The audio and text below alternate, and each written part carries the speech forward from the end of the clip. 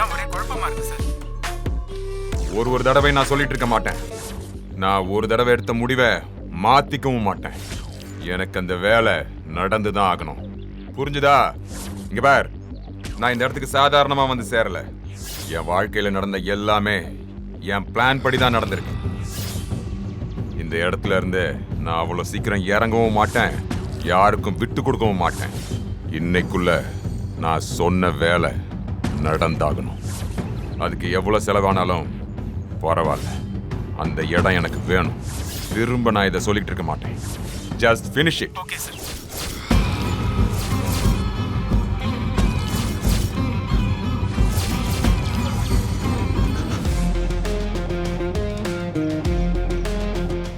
இங்க பாருங்க, அதெல்லாம் எனக்கு தெரியாது. இன்னும் 2 டேஸ்ல முடிச்சாகணும். சரியா? ஐ கால் யூ பேக். அக்கா, மாமா வந்துட்டாரு. வாக்கா.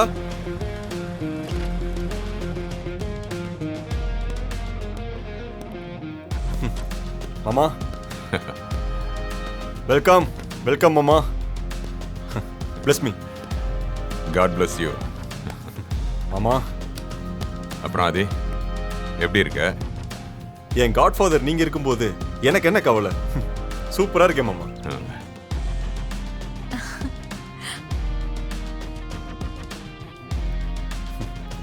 வாக்கா. வந்துட்டோமா? சந்தோஷம் தானே? ரொம்ப சந்தோஷங்க.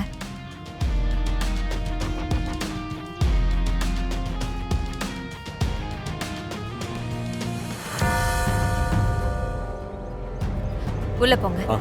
வாங்க மாமா, உள்ள போலாம்.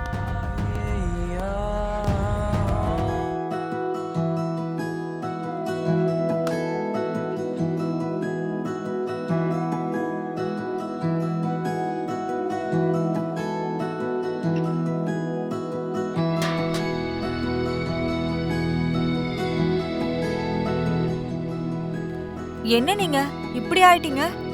அப்படியே ஆளே இழைச்சிட்டீங்க. சரியா சாப்பிடறது இல்லையா நீங்க? நான் அப்படியே தான் இருக்கேன். ரொம்ப நாளா பார்க்காம இருக்கல்ல, உனக்கு அப்படி தெரியுது. உங்களை பத்தி எனக்கு தெரியாதா?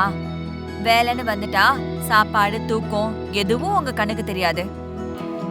அதனால தானம்மா பிசினஸ்ல நாம நம்பர் 1ல இருக்கோம். அதுக்காக உடம்ப பாத்துக்காம இருந்தா எப்படி? கொஞ்ச நாளைக்கு ஒர்க் எல்லாம் சைலண்ட் மோட்ல போட்டுருங்க. ஓகே, நீ சொல்லி நான் கேட்காம இருப்பேனா? ஏங்க, அப்பா உங்ககிட்ட கொடுத்த பிசினஸ உங்க உழைப்பால 10 மடங்கு நீங்க தான் டெவலப் பண்ணிருக்கீங்க. எங்க 2 பேரையுமே நல்லா பாத்துக்கிறீங்க. ஆதிய இந்த அளவுக்கு நீங்க மாத்திருக்கீங்க. நீங்க என் லைஃப்ல கிடைச்சதுதான் எனக்கு பெரிய கிஃப்ட். ஹஸ்பண்ட் அண்ட் ஒய்ஃப் 2 பேரும் விட்டு கொடுக்காம இருப்பீங்களே. மீனாட்சி வந்ததுக்கு அப்புறம் நீயும் அப்படிதான்டா இருக்கணும். ஏங்க, நீங்க மீனாட்சி இன்னும் நேர்ல பாக்கலல்ல? வீட்டுக்கு வர சொல்லு, பாத்துடலாம். நான் இப்பவே கால் பண்றேன் மாமா. டேய், இருடா, பறக்காத. கல்யாணத்துக்கு முன்னாடி அவ வீட்டுக்கு வர்றது சரியா இருக்காது. ஏங்க, மீனாட்சியோட அம்மா ஹாஸ்பிட்டல்ல தான் அட்மிட் ஆயிருக்காங்க. ஆதி சொல்லியிருந்தான். அவங்கள போய் நம்ம பார்க்கணும். சரிம்மா, பாத்துடலாம். சரிங்க. அப்ப நீங்க ஃப்ரெஷ் அப் ஆயிட்டு வாங்க, நான் லஞ்ச் எடுத்து வைக்கிறேன்.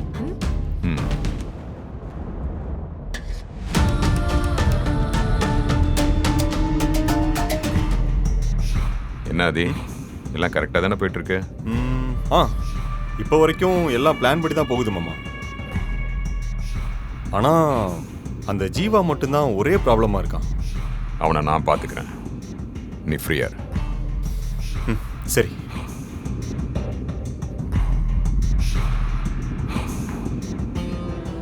நான் நிஜமாவே உன்னை லவ் பண்றேன்.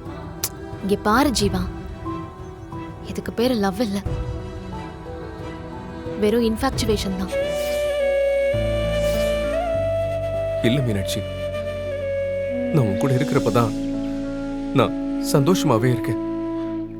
என்னோட லைஃப் ஃபுல்லா நீ என் கூடவே இருக்கணும்னு நினைக்கிறேன். நானும் அப்படி இருக்கணும்ல ஜீவா.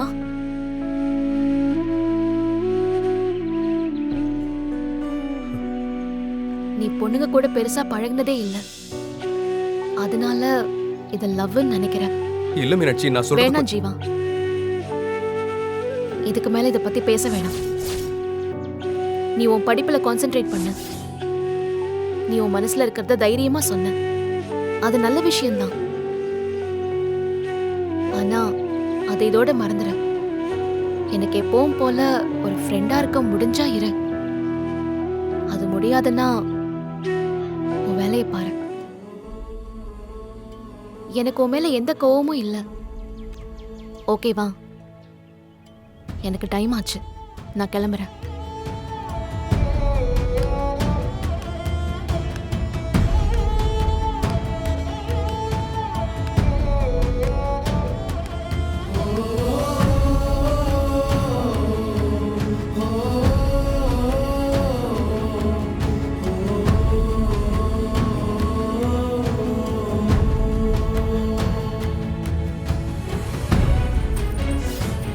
ஆமா, யார் அந்த பொண்ணு? ஆ இங்கே ஒர்க் பண்ணுறோம் மாமா. மேரேஜ் டைம்ல இந்த மாதிரிலாம் வச்சுக்காத. இப்பவே கட் பண்ணி விட்டுரு. ஆ சரிங்க மாமா.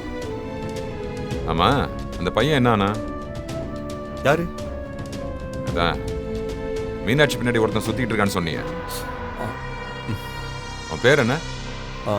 ஜீவா. ஆ. அவன் இன்னமும் அவள் பின்னாடி தான் சுற்றிட்டு இருக்கான் மாமா. நானும் அவனுக்கு செக்கெல்லாம் கொடுத்து கட் பண்ணி விடலான்னு பார்த்தேன். ஆனால் அவன் வாங்கலை.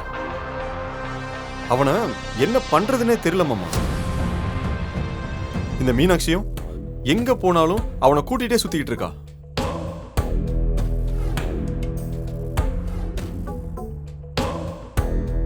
இந்த மாதிரி ஆளுங்களெல்லாம் க்ளோஸாக பழக விடக்கூடாது. அது எப்போ வேணாலும் உன் தலைக்கு மேலே தொங்குற கத்தியாக மாறிடும். கல்யாணத்துக்கு முன்னாடியே அவனை ஆஃப் பண்ணிடணும். நானும் என்னென்னமோ ட்ரை பண்ணுறேன் மாமா. அவனை எதுவுமே பண்ண முடியல.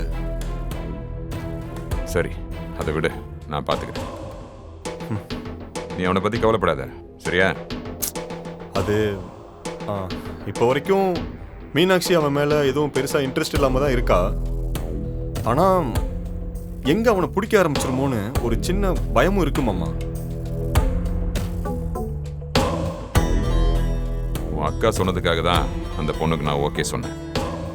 இல்லைன்னா நம்ம ஸ்டேட்டஸ்க்கு ஏற்ற மாதிரி எத்தனையோ பெரிய இடங்கள்ல உனக்கு பொண்ணு பார்த்துருப்பேன்.